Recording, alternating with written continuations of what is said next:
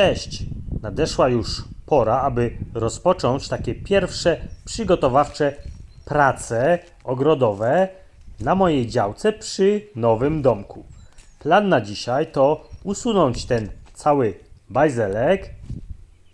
Ławkę też sobie przesunę w inne miejsce.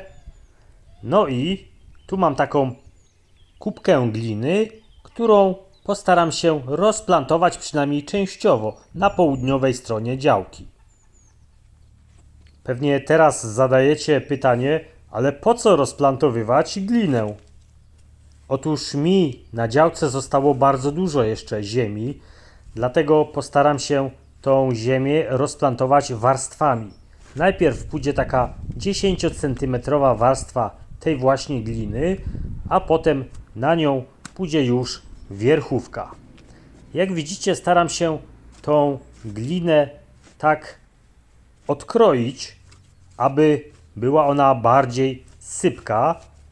No i taką sypką glinę łatwiej będzie rozprowadzić po powierzchni. Jak widzicie, idzie to fajnie. Ta glina, mimo że jest zbita, w taki sposób bardzo fajnie się odcina.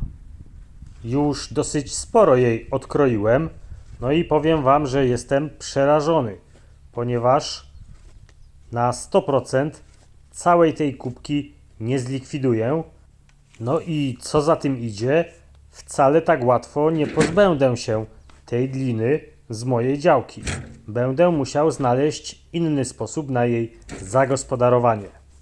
No dobra, tymczasem to, co już odkroiłem, to rzucam na taczkę i za chwilkę pokażę Wam, w jaki sposób to rozprowadzam na mojej południowej części działki.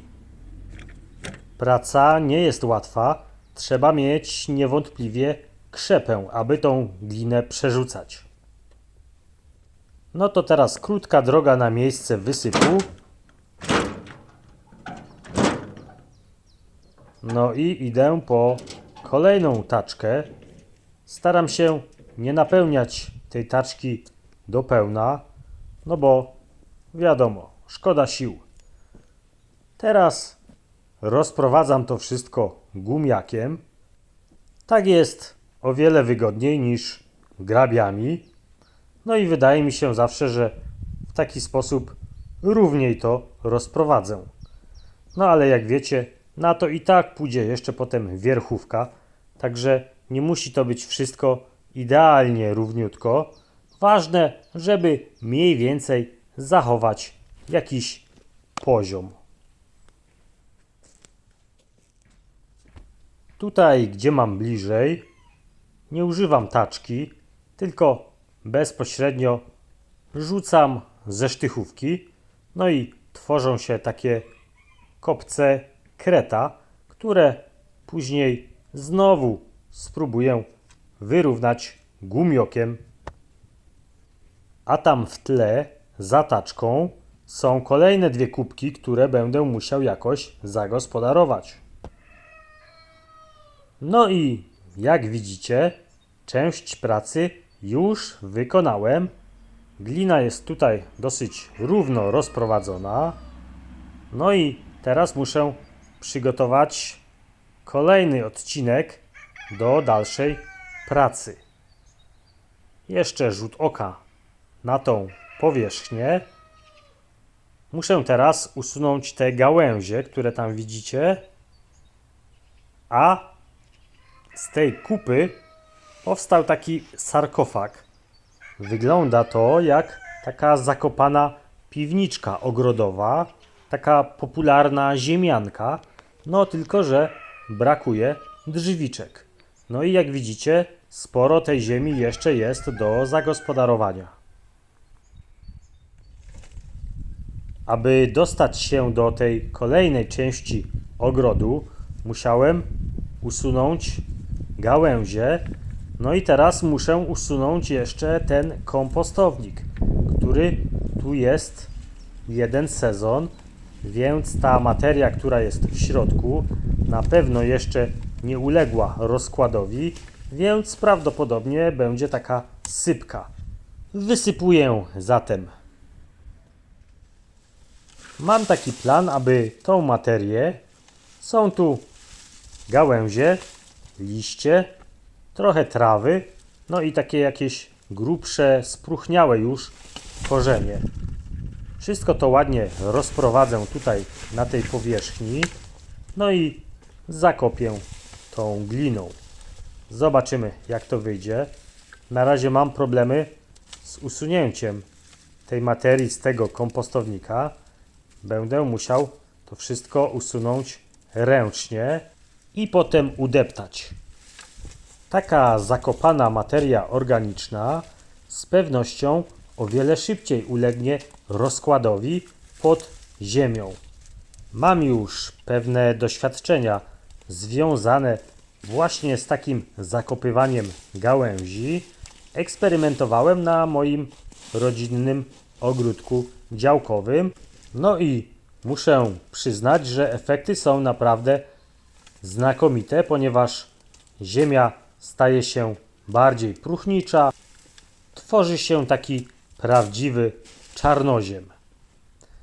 No dobra, to może spróbuję już tą resztę jakoś wysypać.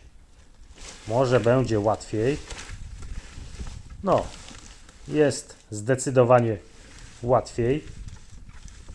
Kompostownik tutaj na dnie uległ już rozkładowi, dlatego właściwie już na niewiele będzie się nadawał, chociaż jeszcze pewnie jakoś spróbuję go zagospodarować.